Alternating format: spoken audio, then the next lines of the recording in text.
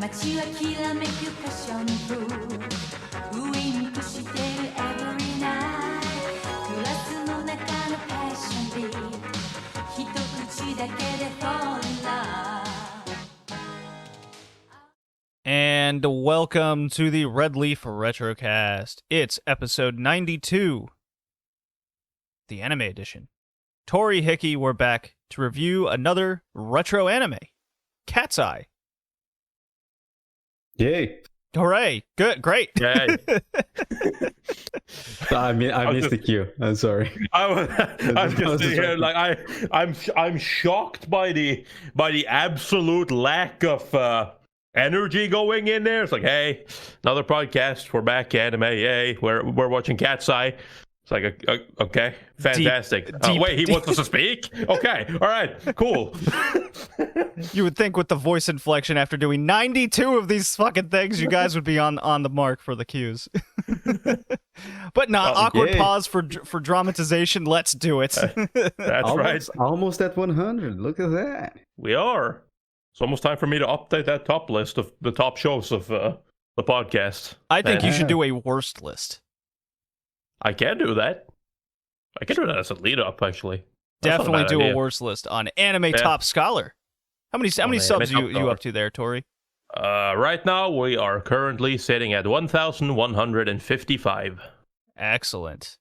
That's some good stuff. We're finally over the hating Mayus from fucking Sailor Moon, and it's going back to... Yay! We should do another episode of Sailor Moon. I don't want to do any more Sailor Moon. I'm joking. Is it like an annual thing? All right, we're back with more Sailor Moon. Stay tuned to the Anime Top Scholar YouTube. Maybe you'll find a third part. Oh, no. Oh, man. So I had my 33rd birthday in between the podcasts. I'm going on vacation here soon to celebrate. Just the way things worked out. Going snowboarding. It's become like an annual thing in mid-February. You're still trying to snowboard. I am still trying to snowboard, Hickey. It's what happened to the second time? Yeah. Did you get the snowboard? Oh, I got my new snowboard. Oh, yeah.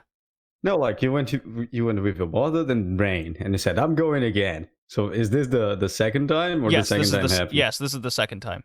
Oh, okay. I hope it doesn't. This is the trip. Melt away. Yeah, got to make up for the just Christmas disaster that was rain and melt. JD, you absolutely missed out. You should have just come to fucking Norway, to Bergen, like a week ago or something like that. We had so much snow where I was literally buried inside.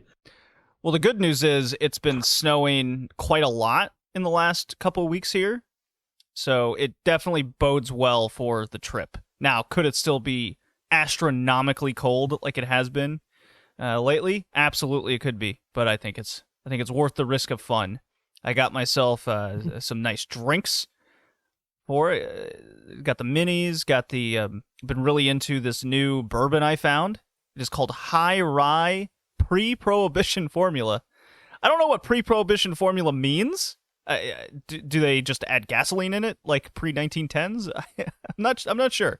Hickey, what's your theory on pre-prohibition formula bourbon? I don't know, because there were prohibitions here. Again, I was talking about that. The only prohibition they put was like, yeah, no, we should limit the alcoholic percentage to 54%. Because 54 sounds like a good number. I don't know what they based off 54, but I guess, like, what would be maybe something that was legal pre-prohibition, then have the prohibition, then you start adding gasoline to the shit. After the prohibition, it kept being illegal to add something to the bourbon or how it was made. Then it kind of it was ruled out or became legal a few years ago. So they start doing it again.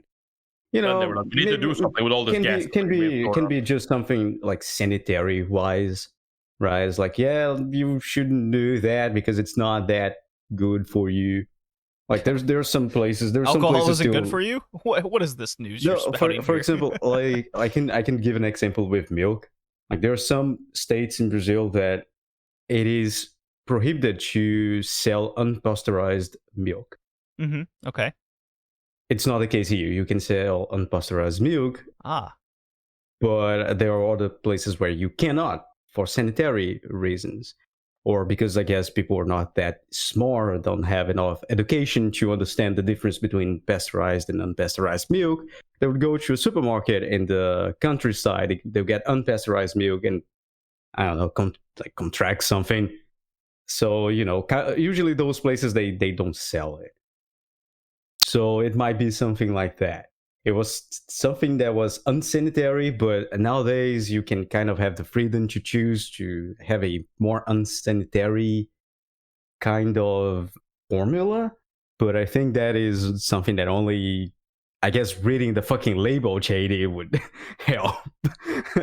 Well, to understand. Yeah, it doesn't explain what the formula is exactly, but it has this whole marketing spiel over we provide the best grain and etc. It's got a whole it even in the store it caught my eye because it had the whole box situation all around it. It was separate from all of the other bourbons, so I was like, man, it's my birthday. I'm going to get freaky. Let's get weird. Let's get this pre-prohibition formula bourbon. And it turned out to be quite good. I was very surprised. Because usually the other thing that I was... why I was wary on it to begin with was it was under $30. And I have this kind of skeptical rule that if I see a scotch or a bourbon or something and it's under $30... odds are it's not going to be the greatest thing in the world. Turns out, It was very much worth it. It's very smooth. It's called Redemption bourbon, by the way. High rye. Yeah. As opposed to low rye, I guess. I'm not sure what high rye means. So yeah, drank the hell out of it. Still drinking the hell out of it. It's going by quite quick. Been really into the old fashions and sidecar type cocktails lately. Yeah. You should do a golden rush. Ooh. It's good with bourbon and honey. It's really nice. Oh, you're absolutely right. I haven't had that in a long time. I should probably. Yeah. You know what? Next cocktail run. You got it, Hickey. So, besides that, got myself a big red velvet cake. Totally destroyed that thing in like 2 days. And 2 kinds of just ice cream. So, really treating myself like a fat bitch. Feels great to do during this. 2 pints of ice cream. 2 pints of ice cream, Tori. You heard me. That's more than 1. Yeah, it is. Haven't destroyed the ice cream yet, but the red velvet cake didn't stand a chance. So, good birthday time. Mother's coming up again. She's getting corona tested in the next couple days here, so she can fly in. So we'll see how that works out. Good snowboarding trip ahead. I hope. Fingers crossed. But in the meantime, hopefully. Yeah. In the meantime, been watching the anime. I've been catching up, guys. Congratulations. I know. I kind of want to share my thoughts over some of these things. You have thoughts over anime? I have thoughts over anime, believe it or not. Some may be controversial. Nah, probably not. Probably not. So I'm fully caught up on Jujutsu Kaisen, Sorcery Fight. I'm quite enjoying this goofy shonen just fighting show. It's I like the whole curses, becoming self-aware, got some good villains. I really like the fight scenes where it differentiates itself from a typical shonen. Like they call out, power attacks and goofy protagonist where it's like, I'm gonna fight for love and peace kind of situation. This guy is just it feels like he's kind of doing his own thing. Everyone's still not quite accepting him. That's kind of similar to a lot of shonen, but I don't know, it just comes across and feels different a lot of the times.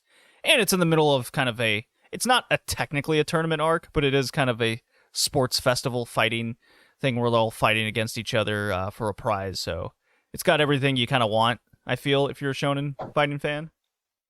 So, Tori, you didn't start this, did you? You didn't. I know you weren't feeling the main character. Yeah, you dropped it. I dropped it. Okay. Yeah.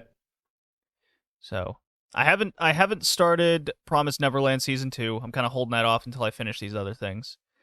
I picked away at a few more episodes of the Inuyasha sequel, and it is definitely more Inuyasha type feeling stuff, and I'm enjoying the characters. I don't think I've gotten far enough into the season to really get a feel with if it's going to go the full Boruto, we give up on these characters we created tactic, or are we going full in to we're going to make this into a new show entirely just with old characters. It does intrigue me, however, with it's really hinting at Kagome is trapped somewhere, and the only way to do that is to accomplish this killing your father goal that they're really driving towards. So I quite like the plot that's unfolding, and the characters are fun.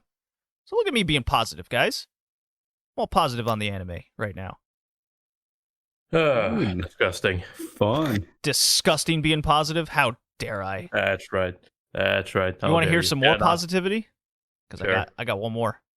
Skate cool. Infinity, the one that was kind of recommended. Oh my. SK8. That's right. Yeah, Yeah. Skate. SK Infinity. Skate. Yeah, it's SK8. That's right. Well, come on, it's sideways. It's the infinity symbol. I know, but Japan doesn't do stuff normally, do they? Okay, yeah. All right. So it's Skate. Dude, this anime is Beastie Boy as fuck. Mm-hmm. Just sexy men everywhere, abs out, ass out. So if you can get past the Beastie Boy stuff, this anime is actually really fun. I'm really having fun with it. Yes, I do make fun of the constant Beastie Boyness of it. Maybe it's the whole objective is always racing and, learning new tricks and wacky, initial D type turns and drifting tactics and whatnot. This is No Eurobeat though. Excuse me, Tori. No Eurobeat though. I'm Obito. No Eurobeat though. Oh, upbeat. Okay, all right. Eurobeat for fuck's sake. Eurobeat. JD, Oh, are you- Eurobeat. Euro. Jesus, I couldn't understand. JD, I know you just fucking had your birthday, but I didn't realize you were this old. I was hearing something totally different. Initial D. Initial D, Eurobeat. Yeah. Yeah. I was like, you're upbeat? I'm like, okay, I guess. Yeah, I get it. Yeah, you know what? I guess I'm done for that. Forgive me, Tori. Forgive me. I'm so sorry. What are you saying? I can't hear. No, I could hear. Just heard something totally different. Anyways. All right, keep going. Yeah. So I really like the concept of this character from Canada who moved to Japan, and he's got this whole snowboarding background. See a thing here.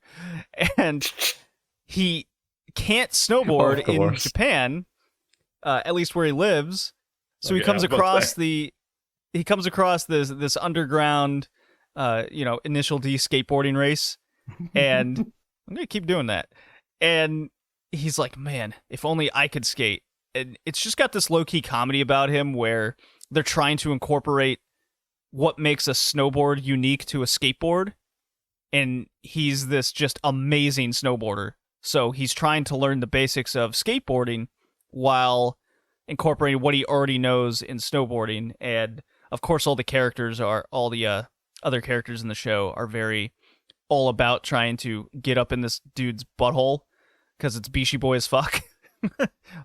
lot of sexual implications in the show, no doubt at all. But it's really cool that they have this underground race in town, and it takes place inside an abandoned mine.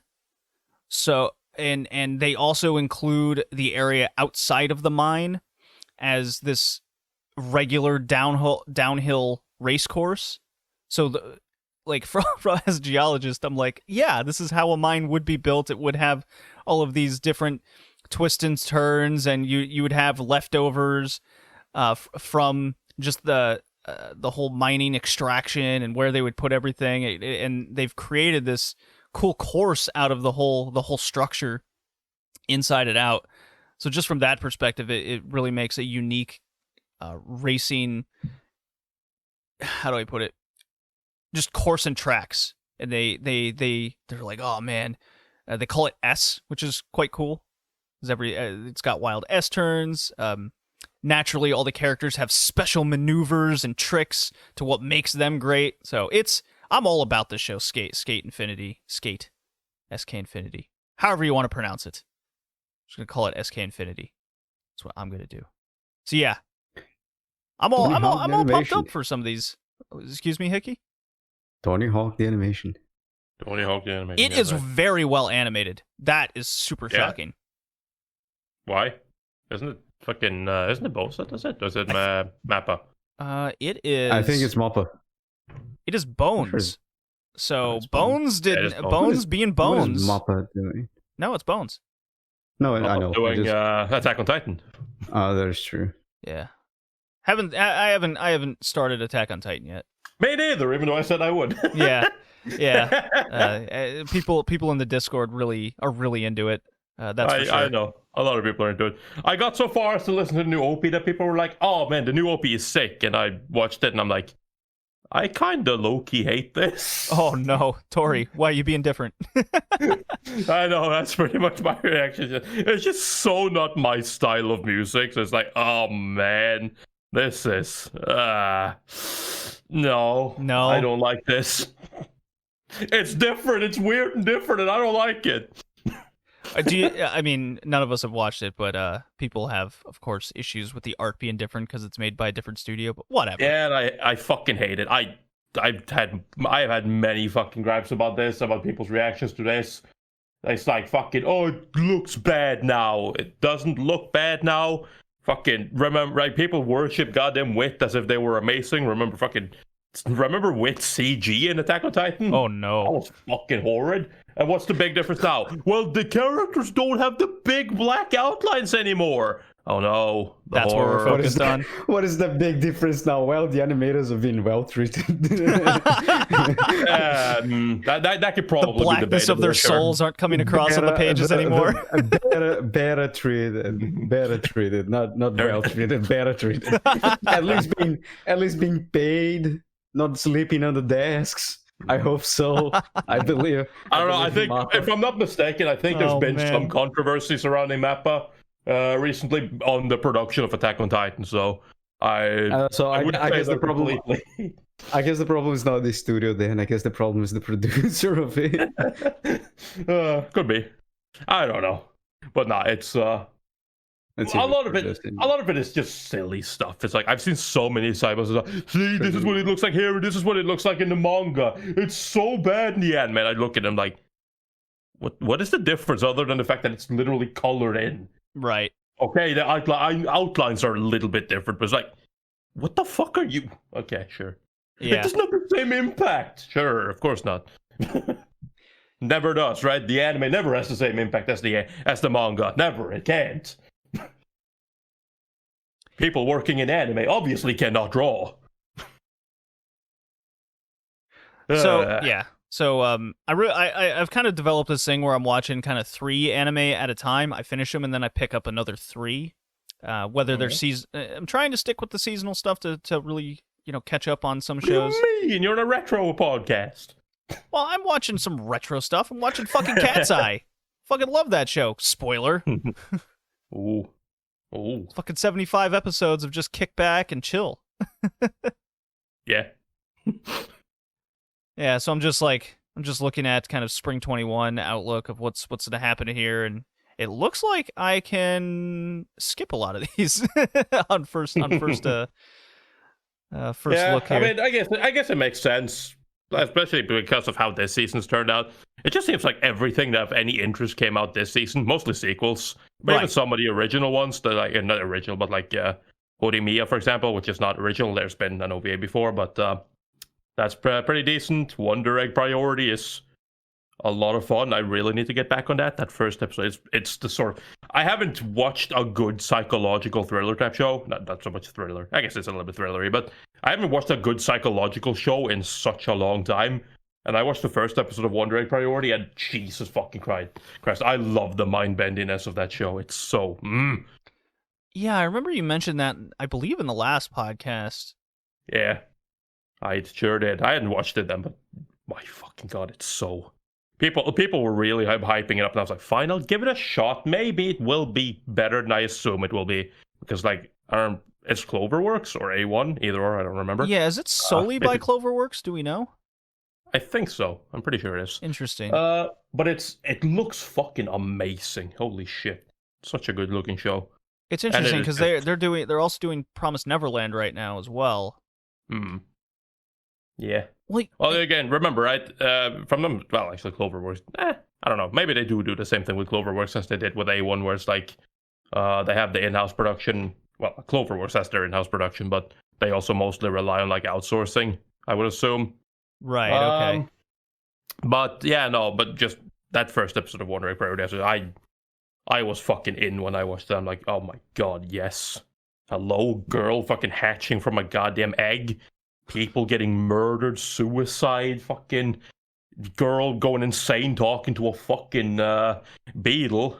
Hell yeah. I could go for a psychological thriller. Yeah, I totally, it's been 3 weeks since we recorded. I totally forgot that that does sound incredibly interesting. Probably something I'd be into. So I've added that to my plan to watch list here. I'll probably add that once I'm trying to finish How to Pick Up Girl in a Dungeon, the third season or whatever it was that came out last year. Yep. I'm definitely into the story. It's more pick up girls in a dungeon. What do you want, right? Basically. Yeah. Totally fine. Hickey. Yeah. What's going on with you? I am working. Well, yes, me I too. went to a little trip last week. That's why we didn't record it. And drink a lot. I drank so much. Holy shit. I don't remember anything. Pre-prohibition drinks for you too? Oh, yeah. And then, I got up late to work on Monday. A second season of Megalobox is coming out? Yes. And the second season of Zombieland Saga. You guys can watch that one. Yeah. Oh, come on. Zombieland is awesome. You should watch it. You guys can watch that show. I will. Thank you very much. Yeah. You should watch Zombieland Saga. It's quite fun, actually. It's quite good. It is. It's very just silly, like an Orthodox idol show. Yeah, it's quite unique. It's quite fun. I couldn't get real idols, so fuck it. I resurrected the dead. Let's go. Yeah, and you have Mia no Mamoru just going crazy every single time, which is the best kind of character he does. Yeah. Just screaming. He never talks normally. It's just Mamoru just going in and screaming at every single one, and then speaking broken English every single opportunity he can. It's just I love it because that's so fucking perfect as well. He's not exactly the greatest like in real life and at speaking English either. So just he does that so organically, where it's just like trying to read out, just doesn't fucking read at all. It's like he can't pronounce, he can't say it properly, and it's like, do you not know how to say that word? Shut up. So yeah, that's pretty accurate actually to how he really is. Yeah. But aside that, I don't have a lot of time. I've been studying. I'll start working on my post-graduation thesis on law, on civil law, fun stuff. Only the funniest stuff. That's about it. My life is quite boring. I don't know much. I don't have a lot of time. I'm trying to watch at least some anime, at least Log Horizon. But Log Horizon is very interesting, but goddamn is extremely boring because it's about politics and another. Yeah. So I enjoy a lot. I really want to watch, but I want to watch when I'm not full of work and full of law. Because it's biggest... I wrote a bunch of law stuff. My hands are hurting. I need to study. And then I finish studying and I just put in Log Horizon. Is okay, let's talk about laws in another words. I cannot do that. It's probably my biggest fucking complaint about Log Horizon as well. Even not before as well. But I like it. The problem is I do. I like it as well. But my biggest problem with it just comes from things I say it. I really wish they would intersperse some of these like talking points and whatnot with some action. I don't necessarily mean fighting scenes, right? But it is kind of annoying seeing like they spent all this time like going through all these like political stuff and coming up with the problems and being forced like realize that there are problems and shit like that, and then kind of having to figure out confront this thing and how to deal with it. And it's like, okay, cool. Can we make something out of this? It's like, no, they're essentially just going to talk about it until eventually we're like, well, we talked, and then we eventually put it all up to a vote for the future of Akiba. And what happened? Well, I mean, because Shido is Shido, he obviously just figured out a way to make his opponent drop out of the race anyway. So it's like, didn't really matter in the end. It's like, it's not. It makes sense, but it's not super satisfying. It's kind of like, yeah, just like politics. Yeah, it's like, oh, something's happening, and they said no, you. Okay, thanks, bye. They said no, you. Basically, the third season of Log Horizon, it's basically what happens with Putin is just isekai. Yeah, you're like, oh, there's a bunch of things happening. Never mind, it's just there's a bunch of things happening, and they were resolved. Putin is the president of Russia again. It's the same with Shiro. He's just like, oh, something good is happening. It's changing. No, never mind. He's the president again. So, yeah, but it's still fun. It is. I guess out of winter 2021, it's probably one of the most interesting shows out there. It's the second season or third season. No, for me at least. Nah, not for you either. I've made up my mind for you. Yeah, okay. What is the War Trigger's second season? Clearly your favorite show of this season is Redo of a Healer. Oh yeah, that show. I read the manga actually because one of my friends said this manga is fucked up. You should read it. So I read it. So I know the story. I know what happens. I'm not watching the show because again, I read the manga. I had to suffer through the manga. I think that's good enough. I watched a few episodes of that show, and it's. You gotta fucking love it, because at this point it's literally like, I know the joke was thrown around a couple times, but it's like, yeah, no, literally, like, it's the joke's been thrown around. It's like, what's the difference between hentai and anime anymore? And you watch this show, and I'm like, you know what? That's actually a pretty good question, because I'm watching this, and it's like, okay, cool. We get to see some pretty fucking graphic shit here, and but at least it's pixelated. Oh wait, never mind, hentai is that as well. Isn't this just hentai? Yeah, pretty much. At least the manga, you can make a case for the manga. But I guess you can make a case for this show too, but it's like, I don't think anything justified. I wouldn't even say it comes up with interesting stuff, but it's like, it's pretty generic, but it's kind of like, oh yeah, cool. I can see, like, I can see him gathering a bunch of people who want to get revenge for a corrupt system. I just wish it didn't always devolve to him being like, all right, and now, what do we do? I don't know. I guess I'm going to rape some women. Like, okay. Right. I wonder if he's gonna rape the guy who raped him as well, just for the shit. You know what? I kind of hope so, just because that'd be fucking. That would be fucked up. No, in this show, nah, it would be appropriate though. To be like, you know what? I've had enough of you. Yeah, no, that show is a mess. It is. Should definitely watch. And if you don't want to suffer through the animation, which I think it's a little bit, just read the manga, I guess.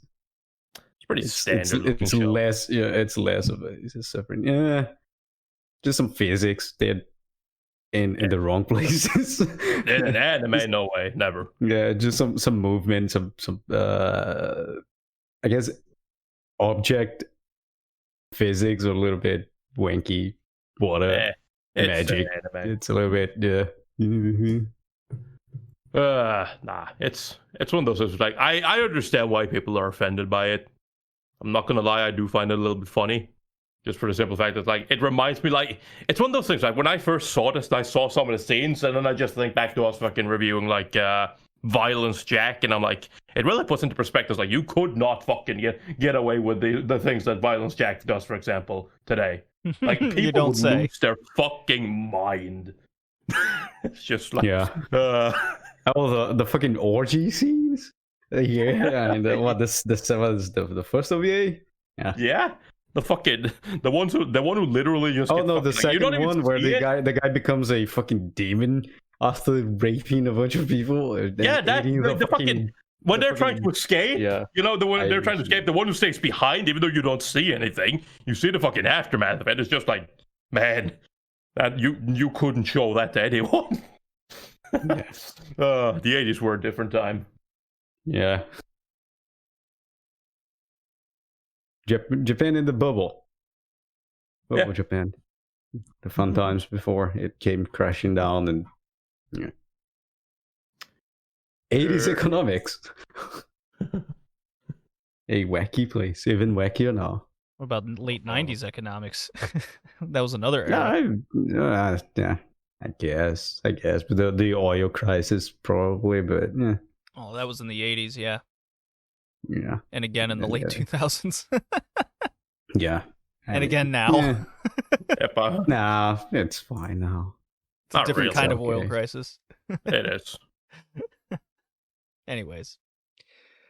Shall we talk about Cat's Eye, guys? We can do that. We've been bullshitting for 30 minutes. I think that's a good time. That sounds good to me. Cue this Lupin music.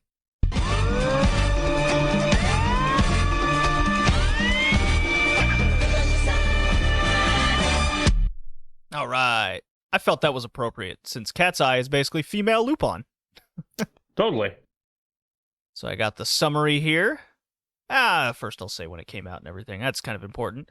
So it spanned 73 total episodes. It aired from July 11th, 1983 to July 8th, 1985. A good 2-year span there.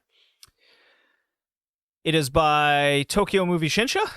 So sure everyone's heard of that one. And the TMS, that's right. Yeah, TMS Entertainment. The episode director, I'm looking at Mal here, Masaharu Okuwaki. Ooh. Sure, yeah. He's done Detective Conan, City Hunter, Lupin, so it kind of speaks for itself there on those levels. He only did the first half, if I'm not mistaken. Also let's director see. of Dirty Pair, Nolandia. So Oh wait, hold on. Here. No, that's incorrect. So the first season was done by Yoshio Takeuchi. Was the director of season 1, and the director of season 2 was Kenji Kodama. Oh, okay. So Kenji Kodama is the one who usually did the City Hunter stuff as well. Yeah. Recognize that name. Cool. Mm. So we got some good people here working on Cat's Eye. During the day, the 3 Katsugi sisters are the proud owners of the Cat's Eye Cafe. But at night, Hitomi, Rui, and I become the most wanted thieves in town after sending a preliminary business card to the police, as one does, warning them of what they plan to swipe next. The girls rob the most prestigious precious art from well-guarded museums and secure private collections. The sisters, however, do not steal for money. Everything they steal belongs to their father. By collecting his items, the girls are hoping to find clues that will explain his vanishing in 1945. So it's been a minute since they've seen him. Yeah. Yes, it has. However, on the other hand, the clumsy Inspector Toshi is on a mission to stop them. What he didn't plan was, in fact, that his fiancée, Hitomi, is one of them. So this immediately brings up the point, why do they keep warning the police? Yeah. Well, like you said, Don't worry about it. don't worry about it. No, like you said, this is definitely inspired by Lupin the Third. Not just Lupin the Third, but it's clear, very clear there. It's the old gentleman thief thing, right? It's like it's part of the fun of it. It's to make it more interesting. There is no need for them to do so. They don't have to. They don't have to warn the police. As a matter of fact, considering how this show works, they probably don't even need to steal Heinz's collection. It's not like anything happens with it. Right. Most of the time. It's kind of just like, well, we got his painting back. It's like, is there any clues? Clues? No, it's just a painting. Okay, That's cool. what- It's like, fantastic. Next one. This show's set up in the 80s, right? This show is already set up in the 80s. I Right? think so. It's definitely set in the Because- 80s. Yeah, because Yeah. like it's just something that when I start watching didn't make any sense when they reveal the guy was like, yeah, no, he went missing in like 1945 because he was 1948 actually, 1948 because he was being chased by the Nazis. Right. So he's been missing for like 40 years, and these women are the younger sister is 16 years old. I was like, hold on a second. Something doesn't. He just appeared out of nowhere. It's like, oh, you're back. Yeah, just here to fuck you, and I'll be back into hiding from the Nazis. Right. The like implication. A few years, and then he just focused their mother again and. Let's see. Yeah, you're pretty sure. This show doesn't make a lot of sense, but that's fine. Yeah, when you put the puzzle pieces together, which they don't do because of the paintings, you just go, well, that doesn't line up. That begs even more questions. Where's the mother? What happened to her? Why isn't she around? Yeah. Why are we talking about the Nazis in the 80s? Hey man. Yeah. So once you just go, all right, it's not something I should really be worrying about. The show becomes really, really episodic fun. If you're a fan of Lupin, you would definitely be into the show. I think it's an easy watch for Lupin fans, and knowing this podcast, we are fans of the Lupin. Again, it's literally just like it's literally just female Lupin with more fan service. Oh man, it's good. It's some good ass fan service too. I am definitely a fan of the fan service. A lot of that 80s teasing. I love it.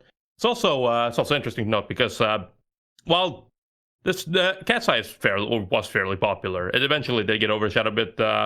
This is the manga for this one was written by Tsukasa Hojo, who also did or who would after this go on to write City Hunter, which we also talked about before. Which also a fan of the City Hunter. Yeah, which it's a lot of fun. You see a lot of the similarities there in the tone and everything like that. It's really, really nice. I do think City Hunter's a better show all around than Cat's Eye is, but there's a lot of that. So if you've seen City Hunter and you like that, there's a lot of the same fun to be had here. Yeah, same wackness. It's fun. I think I like the music in the show much better. I think it matches the tone of the show more. I don't know.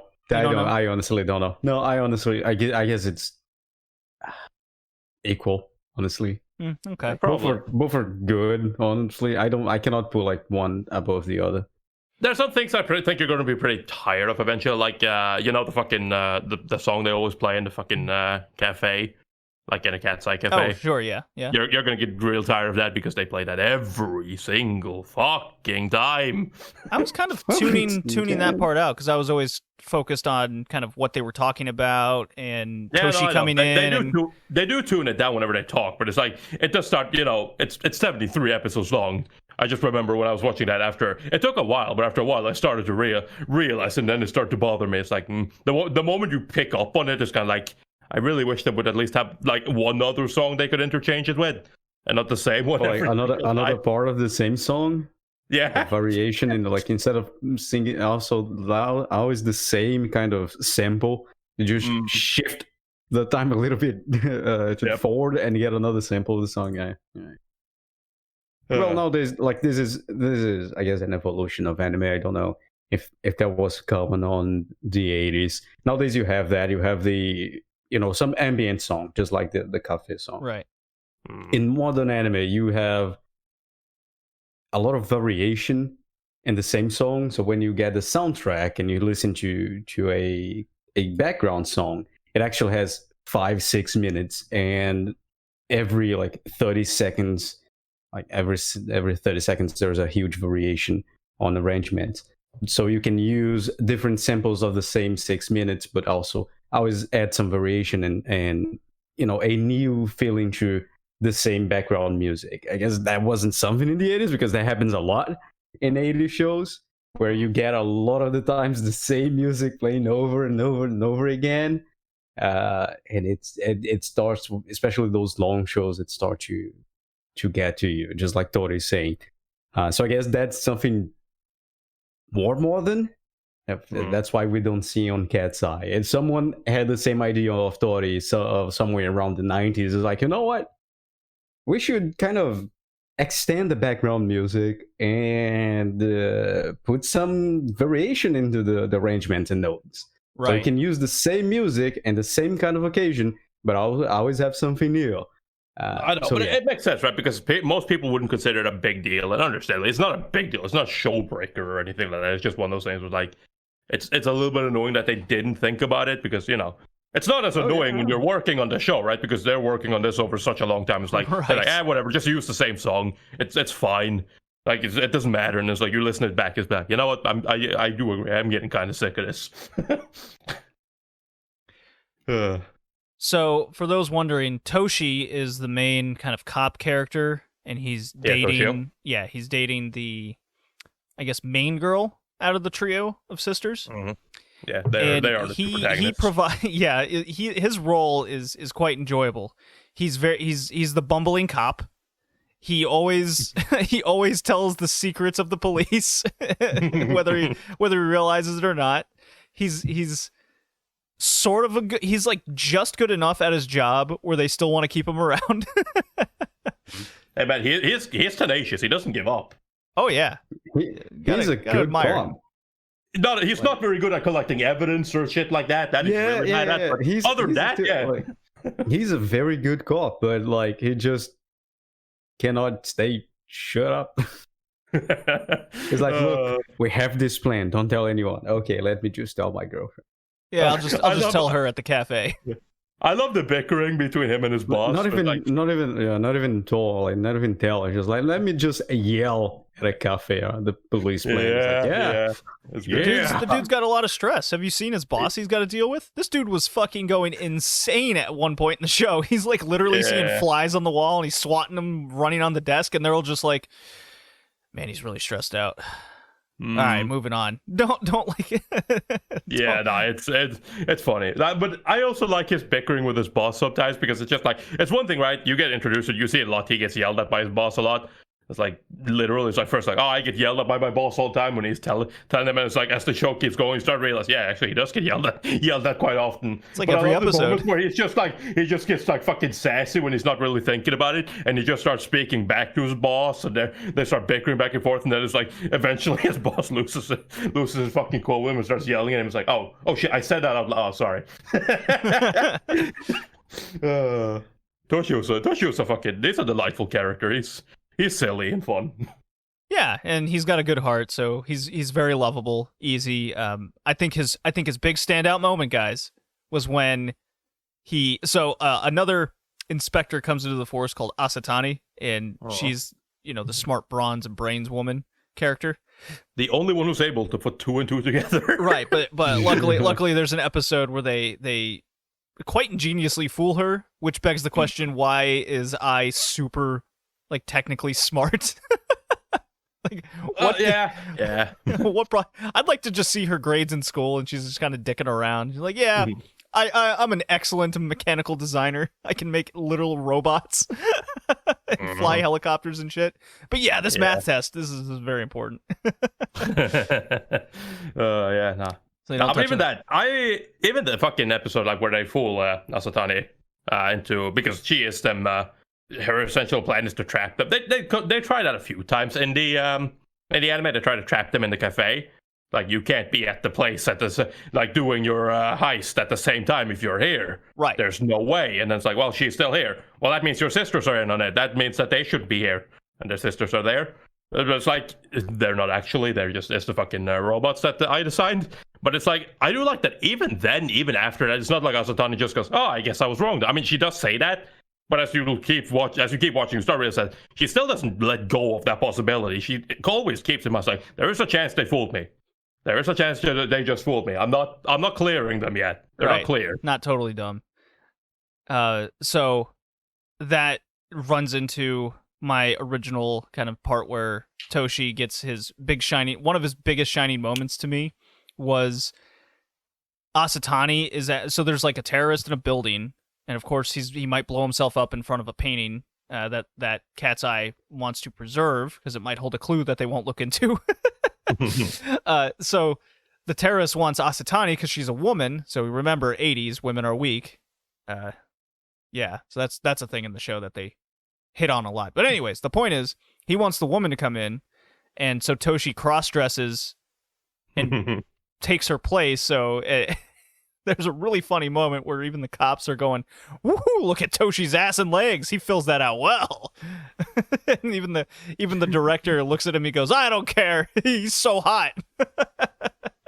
Yo, my may be dummy fake though.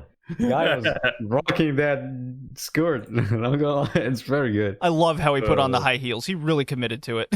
I guess for Toshi, I guess when he's like, you know what? I'm gonna protect this motherfucking painting. And he just grabs the painting and the police force is just cheering him on and he goes on a bike and just goes in. I love that episode. I just love it. The police just cheering him as he runs with a painting.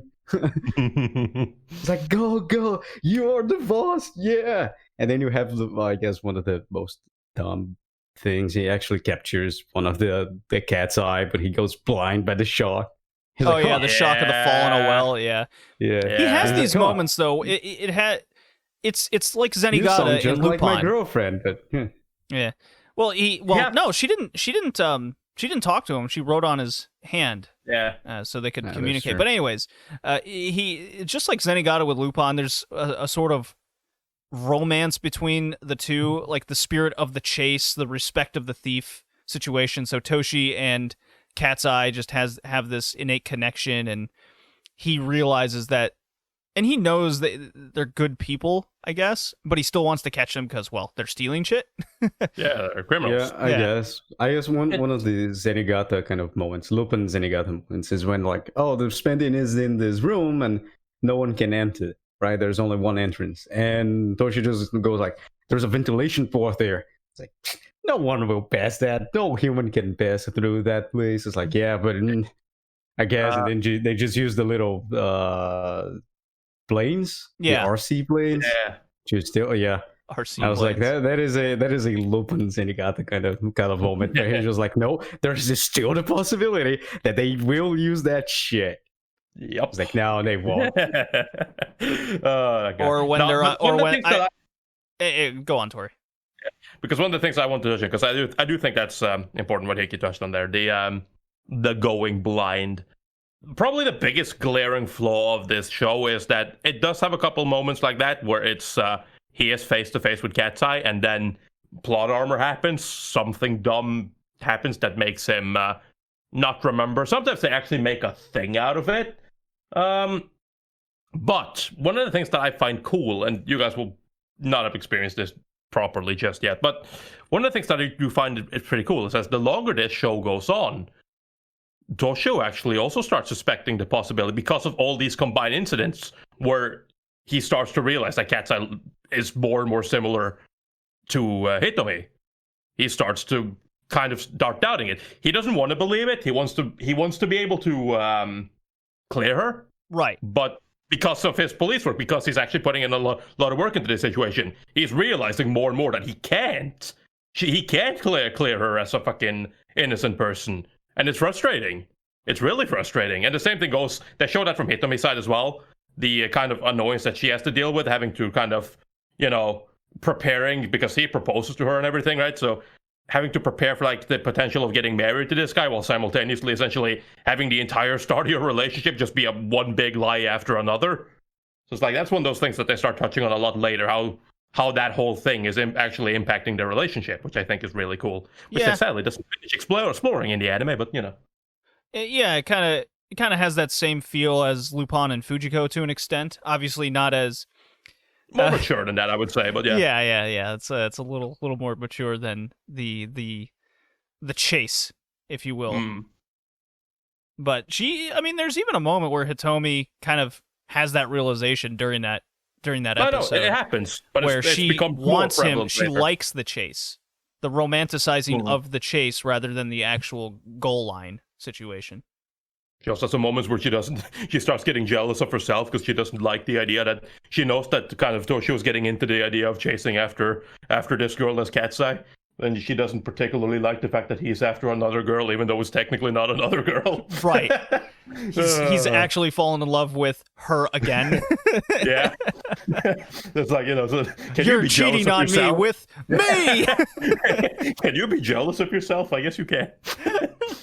Well, the duality of persona, right? So, a full disclosure, I've watched 15 episodes, and that was kind of our hardline minimum to really get a feel for the show. And I think I got a good feel for the show, absolutely. And Yeah, no, like I said, it's episodic, so it's like 15 episodes. Like, you know what the show is about. right. It's just going to keep doing that. I did see the small progression of villains get more and more interesting and unique to each other, and they got more and more James Bond villainy. With definitely the favorite was the guy in the oil tanker, and he's like, I must commit to my hell paintings, and this guy has captured what's her name, the oldest sister, Rui. Yeah, he's captured Rui, and she's in this wild capsule situation with a throne, and there's the painting they're after, and he just goes, he basically goes, I am going to murder you and scare you so bad you are going to engrave your fear into this painting and it will be complete. I'm like, that is some James Bond villain shit. That's next level. I love it. It's so absurd. Even his death, he just goes crazy, starts shooting instead of an oil tanker. Right. That is full of oil for some reason, even though you're just using that for your whatever the fuck James Bond villain do. Be bad, I guess. Be a villain. And then he just shoot it up and just puncture the holes into the thing with a 9mm, which should be possible, but that's okay. And then it just catches on fire for some reason. It's just way too crazy. Dude engulfs in flames. I was like, well, he's dead. Yeah. He just goes in just laughing. It's like, yeah, this is my magnus opus, even though I didn't paint anything. I just collect the paint. Fun stuff. Definitely. Yeah. Also, just mention that this show has the best ending sequence of the 80s. Yeah. At least one of the best. Yeah, the aerobics things. It's nice. It's fun. I hope you like leotards and leg warmers. You should do that if you're watching this show. You're going to get a lot of it. Again, it's the 80s. It is the 80s. The thing in the 80s. It's got a mature sexualization to it. So like, and what I mean by that is, there's the I believe it was the episode Cleopatra's Ransom, where it shows Rui going to the big high-end painter guy that does blow up his own oil tanker, and she comes out. She's got the high heels, the really nice leggings. She's got the dress with the slit that goes basically all the way down, so it shows the exposed chest, and then it cuts to. It fucking cuts to Toshi, and he just looks her up and down, and he's drooling. He's like, "Oh my god, you are so sexy!" Right in front of Hitomi. I was like, "Dude, might not be the best idea to fawn over the older sister here, but damn it, he's right. She is incredibly sexy." Yeah, that's a big power move by Rui there, and she does that a lot to him. Oh yeah, there's a little bit of a not a love triangle per se, it's like but a tease, if anything. They do like teasing him a lot. Oh yeah. Yeah. There is a lot that comes up a little bit later as well, where it's like, you could say kind of testing his faithfulness, I guess. Yeah, because it's like how like if you had the possibility to do whatever, would you go through with this? And it's like, well, shit, son, she is seriously fucking hot. I don't know but I don't think I could do it. But god damn it, this is difficult. And it's like, as a man, you can understand this position. It's just like, I understand where it's coming from. It's like, this is not an easy thing to turn down. Just like, I know she is probably joking. She is her sister after all. But god damn it, I hate that you're testing me like this. Right, and they're always in like hot, skimpy bathing suits and and dresses, and it's specifically Rui all the time. But They don't. True, they don't. Yeah. She is essentially like a She's like a femme fatale. actress. Yeah, like, but she's essentially like an actress. It's one of the points that she can dress up pretty much however she wants, like disguise herself essentially. And god damn it, there are at least one episode that I remember where it's like if they didn't introduce her, so obviously it's an anime, you can do whatever you want, you can draw however you want, but it's like, yeah, you can kind of see it, sir, but not really. So it's like it's a nice touch. It's a really nice touch, and they all have special things like that. So right, Rui is kind of the, I guess, the brains of the operation, the actress. She's got the verbal skills. Hitomi's the physical player with the with the actual stealing, and then Rui is the mechanics. There's always the person that makes the toys, right?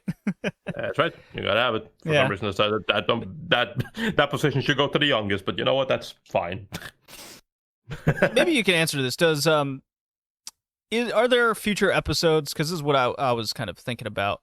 Are there future episodes where character like Rui or I get into their own relationships, where they start struggling with that, as Hitomi has her own deal going on with Toshi?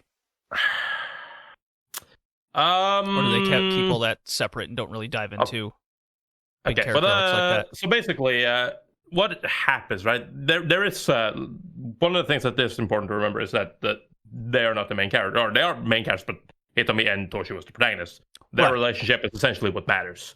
No, I understand that. Rui, I'm just curious if they do anything with them. Rui and I does have their own situations, though I could say it's more crushes than anything like that. So there are stuff that happens, but nothing like concrete comes out of it.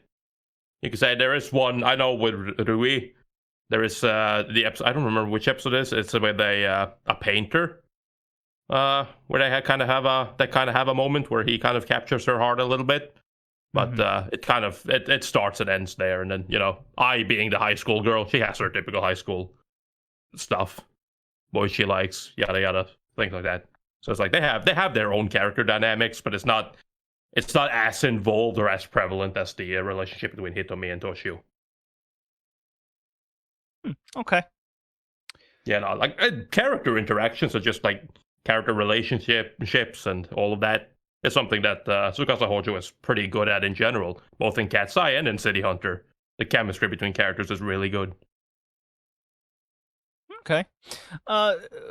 We haven't mentioned the kind of provider of all this. There's this rich dude character that Rui is in contact with, and he provides the information, like where all these paintings are, who are these people with the paintings. He's kind of the rich underground supporter. He plays an important role just for getting each episode going, and I do like how they keep him kind of in the loop, and you don't forget about, you know, the importance of who he is. Yeah, because it's actually a really nice touch, because he is essentially the one who makes it possible for him. Because, you know, typical, right? It's kind of typical to have like people in these types of shows, right? They lead double lives. During the day they're normal people, and during the night they do something spectacular. What I like is just the addition of this guy, because he allows that to kind of be possible, right? Because he does provide a lot of the backup, a lot of the backup information, like you said, a lot of like casing stuff. Obviously, being a friend of their father, a long-time friend, and somebody they trust a lot. So it's like he serves that purpose really nice. That kind of allows that balance as well for them to go about their normal everyday life as well as do their business as Cat's Eye. Yeah, his name is Nagaishi. That's his name. Yeah, Nagaishi. So there is an episode where they make Lupin references as well. There's Lupin's Bride. I found that really funny. And yeah.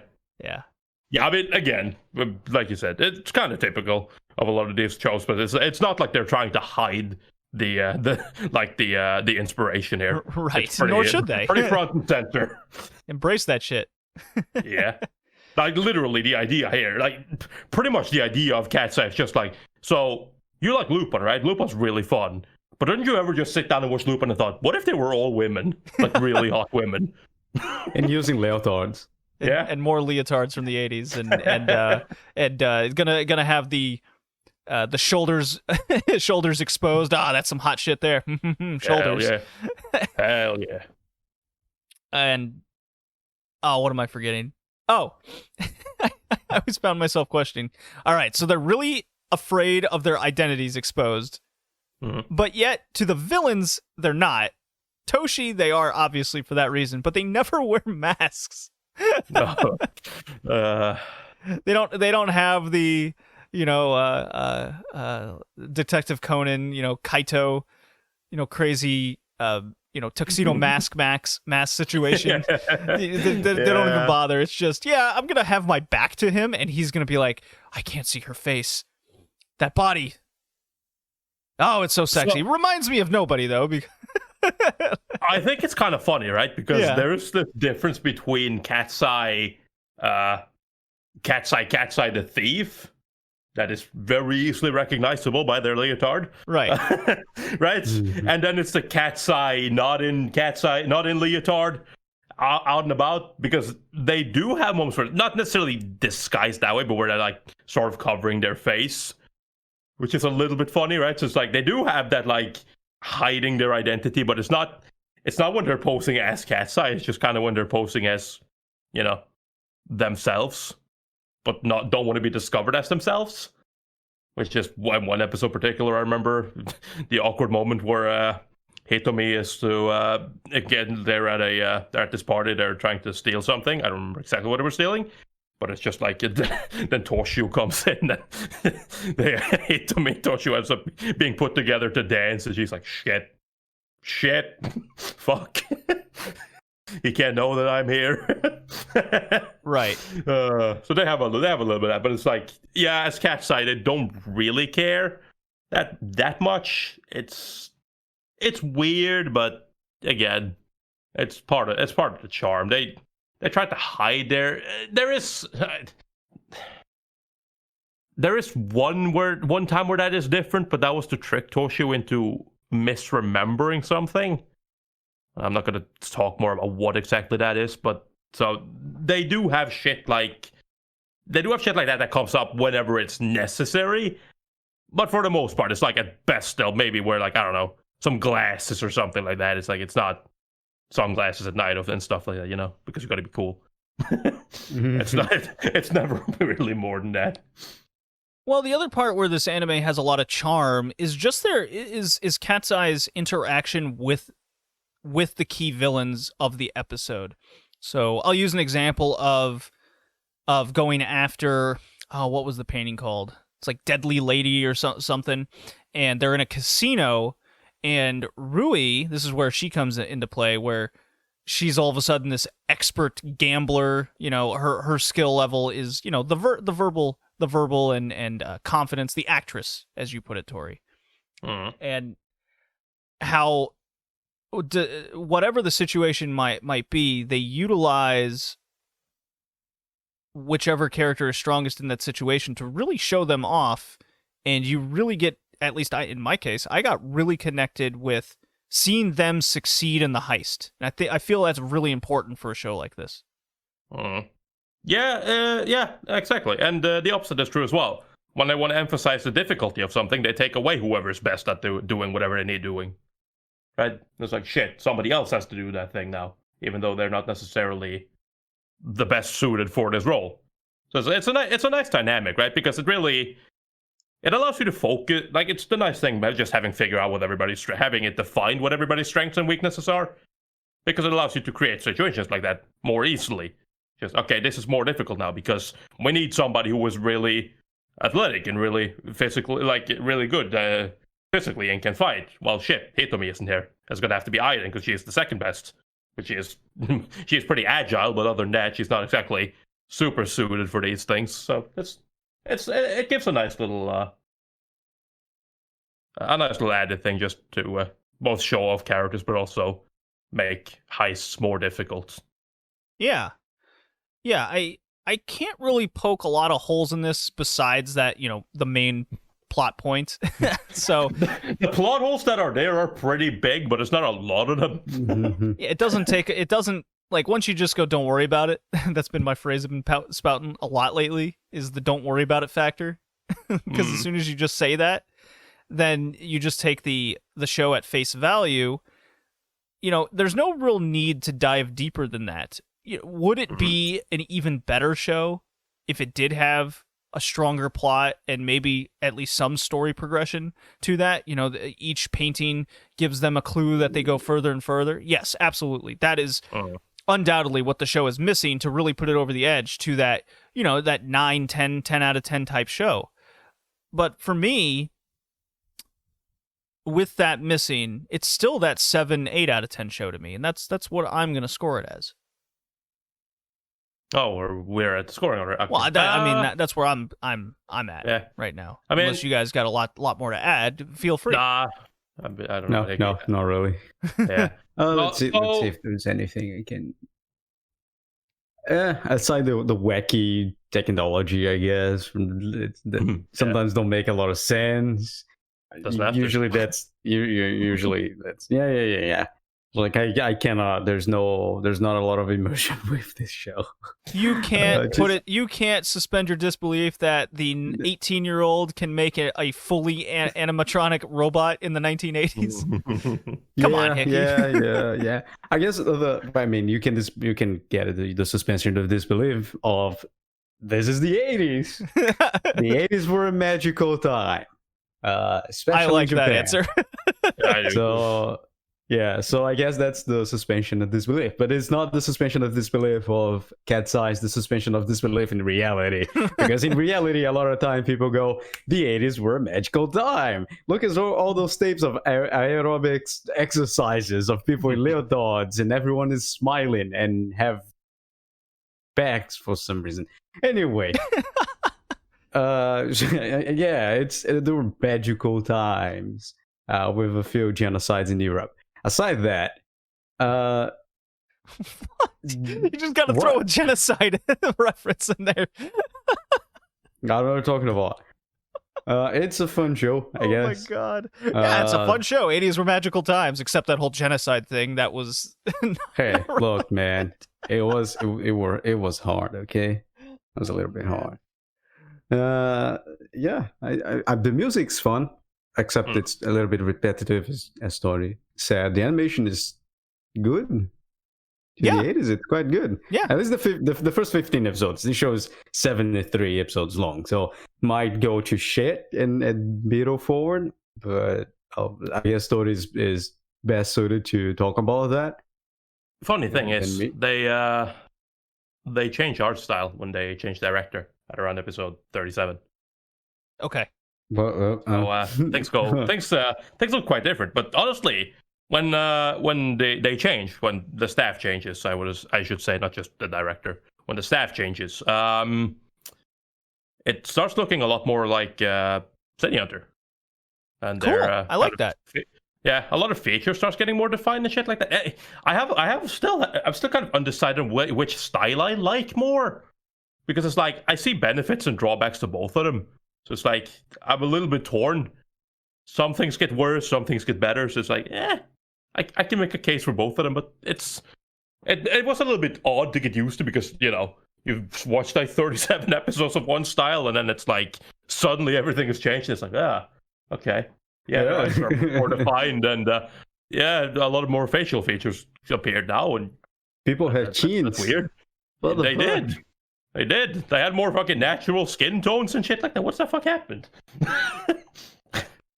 There's a lot of stuff. It's a ride. It's fun.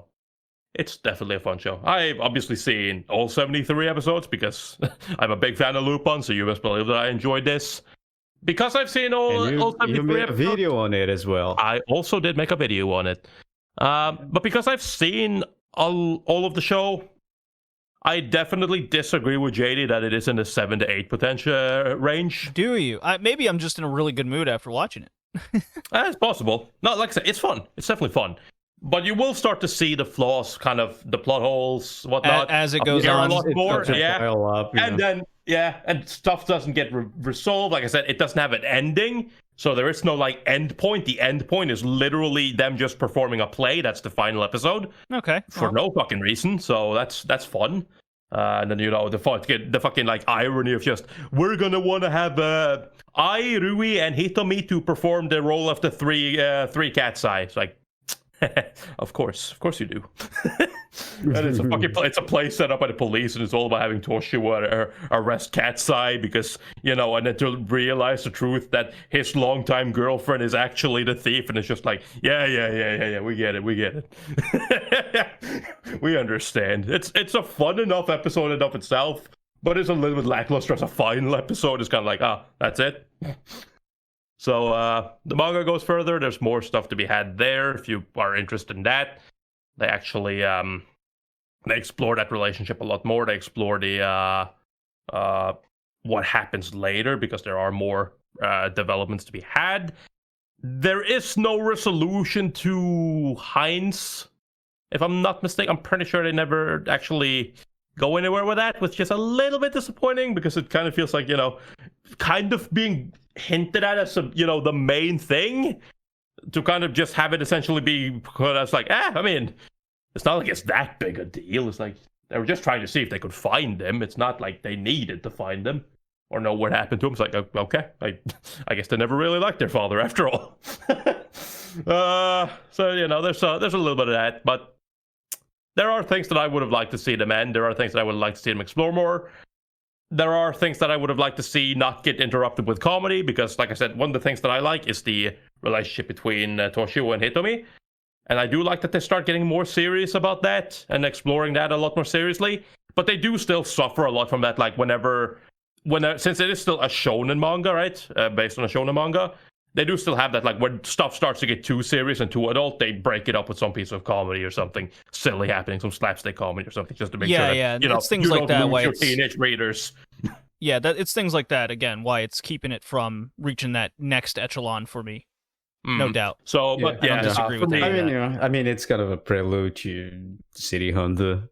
And City Hunter kind of nails the balance on those kind of things. What did I rank City Hunter again? Because then I'll just match that with Cat's Eye, because that's really how I feel about it.